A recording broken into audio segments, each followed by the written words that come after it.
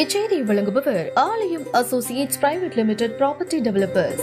ஆலயம் associates private limited, number 52, third floor, 3B, Ram Darbar, Sterling Road, Nungambakkam, Chennai 6,34,000. வதந்திகளை வந்து நம்பாதீங்க. ஒரு நிமிஷம் ஐயா, ஒரு நிமிஷம் பேசுறதுக்கு வந்திருக்கோம். நாங்கள் நமது நலம் நமது விவசாய சங்கத்திலேருந்து வந்திருக்கோம் ஆச்சுங்களா. இப்போ நீங்கள் 3 நாள் வந்து அந்த பகுதியினுடைய பத்திரப்பதிவை நீங்கள் நிறுத்தி வச்சுருந்துருக்கீங்க. இல்ல, பதிவு வந்து நடந்துகிட்டு தான் இருக்கு. யாரோ தவறான தகவல் கொடுத்துருக்காங்க. ஒரு நிமிஷம் ஒன்று ரெண்டு வந்திருந்தாலும் பதிவாகி பாய்ஞ்சிருக்கோம் சார். நாங்கள் ஒரு 4 நாளைக்கு மூலம் கூட வந்து கேட்குறோம். நான் சொல்லியிருக்க மாட்டேன், நான் சொல்லலை, பதிவு மாட்டேன்னு சொல்ல யாருமே சொல்லலை. யாரோ தவறான நியூஸ் உங்களுக்கு கொடுத்துருக்காங்க. அதை வச்சு நீங்கள் வந்து இவ்வளோ தூரத்துக்கு உங்களுடைய வேலைகளை விட்டுட்டு வந்திருக்கேன். நல்லபடியாக ரெகுலராக இன்னைக்குள்ள பாஞ்சிருக்கேன், பார்த்துக்கோங்க. மக்களோட முதல்வர் நீங்க வந்து நிறுத்தி வைக்க சொல்லியிருக்காங்க. நீங்க சொல்லியிருக்கீங்க, அப்பவே சொன்னீங்க. நீங்க அதுக்கப்புறம் தான் நாங்க வந்து பிரச்சனை பண்றோம் அப்படிங்கிறதுக்காக தான் நீங்க எழுத்து வடிவில் நீங்க வந்து இன்னிலிருந்து பண்ற அப்படின்னு சொல்லியிருக்கீங்க. அதுக்கு முன்னாடி நீங்க 3 நாள் நிறுத்தி வச்சிருக்கீங்க. உங்க பேர் ஏங்க ஒரு நிமிஷம் இருங்க. இல்ல என்ன நினைச்சிருக்கீங்க? இருங்க ஒரு நிமிஷம்.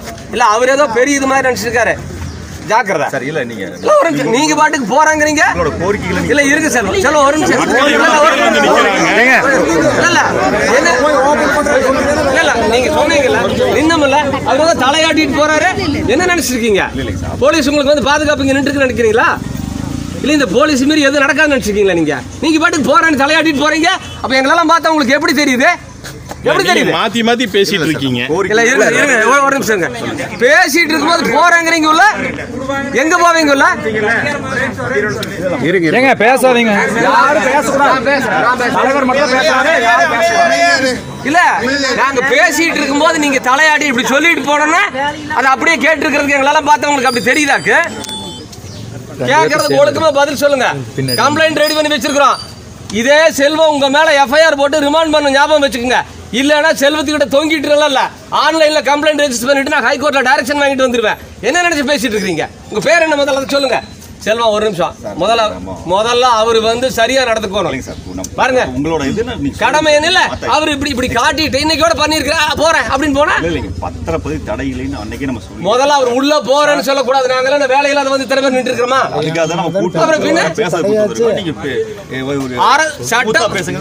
அல்லங்க அவரு ஸ்மூத்தா பேசியிருந்தா நாங்களும் ஸ்மூத்தா தான் பேசுவோம். என்ன சொல்லியிருக்கணும்? கொஞ்சம் நீ தள்ளி நில்லுங்க. நீங்க நடுவுல நிக்கிறத பார்த்தா ஏதோ நான் அவர் அடிச்சு போடுற மாதிரியும் நீங்க இப்படி குறுக்கணும்னு இல்ல ஒரு அவரோட முகத்தை பார்த்து உங்க பேரு சொல்லுங்க. செல்வ பாலமுருகன்.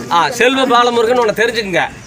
நீங்க இந்திய அரசியலமைப்பு சட்டப்படி அரசு பணியாளராக நியமிக்கப்பட்ட ஒரு அரசு பணியாள்.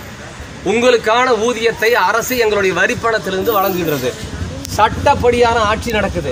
உங்களுடைய வேலை ஒவ்வொன்றும் சட்டப்படியா இருக்கும். உங்க வேலை மட்டும் இல்லை, இவங்க வேலை உட்பட சட்டப்படி பண்ணலன்னா என்ன ஆகுங்கிறது இவங்களுக்கு தெரியும். இப்பதான் ஒன்று நாங்கள் பயிற்சி கொடுத்துருக்குறோம். புரியுதா?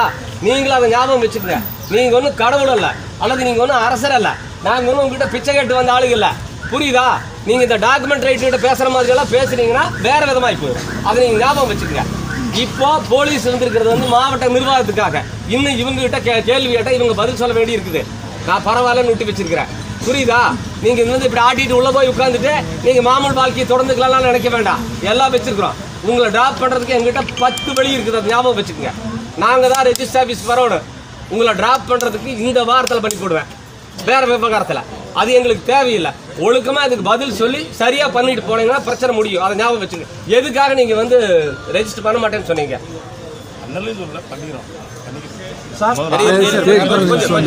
செல்வ இது என்ன பதில்? அவர் சொல்ற பதில் 3 நீங்களே இருந்தீங்க சார். உங்க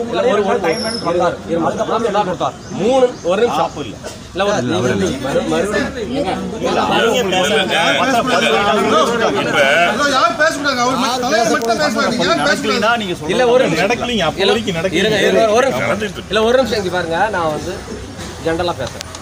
இவரு 3 நாள் பத்திரப்பதிவு நிறுத்தி வச்சது மட்டுமில்ல, அதை பூரா இந்த 3 மாவட்டத்துக்கு நடத்தி விட்டார்.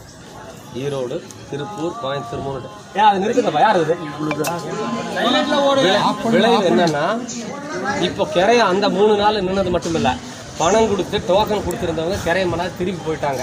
இப்போ என்ன சொல்றாங்கன்னா, இதுல பிரச்சனை இருக்குது. நாங்க 2 வருஷம் போராட்டம் நடத்தி அதெல்லாம் சொல்ல வேண்டாம், அது இங்க லோக்கல்ல இருந்த பிரகாஷுக்கு தெரியும். என்ன ஏன் பிரகாஷ் எப்படி போராட்டம் நடத்தினா யார் யார் வந்தாங்க நடத்தி நிலம் எடுக்கிறது இல்லைன்னு சொல்லி போட்டு பாராளுமன்ற உறுப்பினர் வந்து ஆர்டிஓவும் வந்து மக்கள் மத்தியில் குளியூர் கூட்டத்தில் நாங்கள் எடுக்க மாட்டோம், விவசாய நிலத்தை எடுக்க மாட்டோம், நாங்கள் உறுதி கொடுக்குறோம் அப்படின்னு சொல்லிட்டு மீதி இருக்கிற நிலத்துக்கு அந்த 900 ஏக்கருக்கு பேசிக்கலாம், டிட்கோ சேர்மனை வர சொல்லி பேசிக்கலாம். நாங்கள் அதெல்லாம் ஒரு முடிவு பண்ணியாச்சு. இயல்பு வாழ்க்கைக்கு திரும்பிட்டு இருக்குது. இந்த பிரச்சனைக்கு அப்புறம் அப்போ தான் ஒவ்வொன்றா வர்றாங்க. நீங்கள் அன்னூர்லேருந்து கோயம்புத்தூர் போகிற வழியில் 1/2 கிலோமீட்டர் தாண்டா ஏக்கரா 1 கோடி ரூபாய், மெயின் ரோட்டில் வந்தால் 3 கோடி ரூபாய் 4 கோடி ரூபாய் போகுது. அங்கே 40 லட்சம் கூட போகிறதில்ல. என்ன காரணம்னா இந்த இளவெல்லாம் தான் காரணம். இதிலிருந்து மீண்டு இப்போ தான் ஓரளவுக்கு வந்துட்டு இருந்தோம். இவர் வந்து 3 நாள் பண்ண வேலை இப்போ மொத்தமாக வியாபாரம் எடுத்து போச்சு. இதுல இருந்து மீண்டு எந்திரிச்சு நீ ஒருத்த வந்து பூமி வாங்க வருவானா இல்லையான்னு தெரியாது. சும்மா அப்படி சொல்லிட்டு நான் பண்ணல பண்ணிட்டு அப்படி போறதுக்கு வந்து நாங்கெல்லாம் உனக்கு காதுல பூ வச்சிருக்கல, கடுப்புல இருக்கிறோம். இதனுடைய விளைவு இந்த மக்களுடைய பொருளாதாரம் மண்டையடி ஆயிப்போச்சு. இதனுடைய பின்விளைவு என்னன்னா வெறும் பொருளாதாரம் மட்டும் இல்ல, இவங்க வாழ்வியலையே பாதிக்கக்கூடிய அளவுக்கு ஆயிப்போச்சு. ஒரு பொண்ணு கொடுக்குற இடத்துல கட்ட இடத்துல வந்து இவங்கெல்லாம் சிப்காட்ல போகாம இந்த பூமியை நம்பி போய் என்ன பண்றது, இங்க பொண்ணு கொடுத்து என்ன பண்றது, இங்க பொண்ணு கட்டி என்ன பண்றதுங்கிற அளவுக்கு இவங்க வாழ்க்கை பாதிக்கப்பட்டிருக்குது. இவ்வளவு பெரிய ஒரு அயோக்கியத்தனத்தை பண்ணி போட்டு ஒண்ணுமே இல்லாத வந்தோன்னே இப்படி காட்டிட்டு அவர் போறாங்கிறாரு. நாங்க சாதாரண எடுத்துட்டு போக முடியுமா? 324 பிஎன்எஸ் 324 பழைய ஐபிசி 425 26 27 440 இந்த செக்ஷன்ல அவர் மேல நாங்க இப்ப கம்ப்ளைண்ட் கொடுக்குறோம். நீங்க எஃப்ஐஆர் போடணும். இந்த கூட்டம் அப்படியே அங்கே ஸ்டேஷனுக்கு வரும். அவர் போகட்டும்.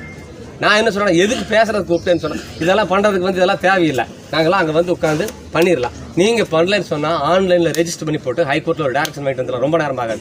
எங்ககிட்ட எவிடன்ஸ் இருக்குது. அவரெல்லாம் நான் சொல்லல அப்படின்னு சொல்றதுதான் ஆகாது. ஒரு வாய்ப்பு, செஞ்ச தப்பை திருத்திக்கிறதுக்கு ஒரு வாய்ப்பு. பாதிக்கப்பட்ட மக்கள் இருக்காங்க, அதுக்காகத்தான் பாலமுருகன் சரிதானே சொல்றாங்க, பாலமுருகனுக்கு ஒரு வாய்ப்பு கொடுத்துருக்கிறோம். இந்த பஜனை எல்லாம் பாடிட்டு இருந்தா அது மற்றவங்க கிட்ட நடக்கும், எங்கிட்ட அதெல்லாம் நடக்கவே நடக்கும்.